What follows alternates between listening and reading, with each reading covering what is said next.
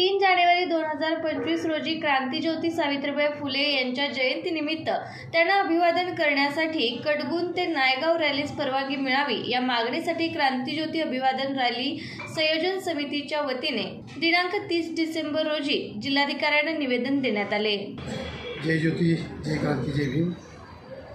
गेले 9 वर्ष झालं कडगुन तात्यासाहेब महात्मा ज्योतिराव फुलेंचं गाव, तालुका खटाव, जिल्हा सातारा येथून सावित्रीबाई फुलेंचं गाव, नायगाव, तालुका खंडाळा, जिल्हा सातारा अशी क्रांतिज्योती अभिवादन रॅली संयोजन समितीच्या वतीनं आपण दरवर्षी सर्व जाती धर्माचे पक्ष पार्टी संघटनेच्या लोकांना घेऊन या सातारा जिल्ह्याच्या दोन्ही महान दाम्पत्याचं कार्य खऱ्या अर्थानं तळागाळापर्यंत जावं अशी भूमिका घेऊन आपण जात असतो।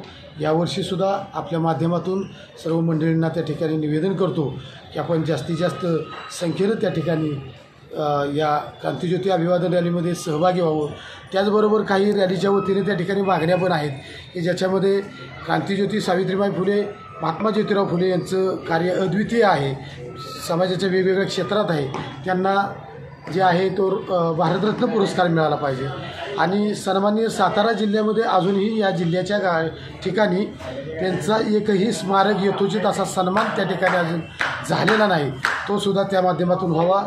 वैद्यकीय महाविद्यालयाला सावित्रीबाई फुले वैद्यकीय महाविद्यालय असं नाव देण्यात यावं। त्याचबरोबर लातूर आणि साताऱ्याचा जो रस्ता आहे त्या रस्त्यालासुद्धा क्रांतिसूर्य तात्यासाहेब ज्योतिराव फुले राष्ट्रीय महामार्ग असं पण नाव द्यावं। अशा समाजाच्या वेगवेगळ्या घटकांच्या ह्या मागण्या आहेत आणि त्या अनुषंगानं शासनानं या गोष्टींचा विचार करावा, त्याच्या माध्यमातून जनजागृत व्हावं अशी उदात्त भावना ठेवून आम्ही दरवर्षी जात असतो। धन्यवाद, थँक्यू।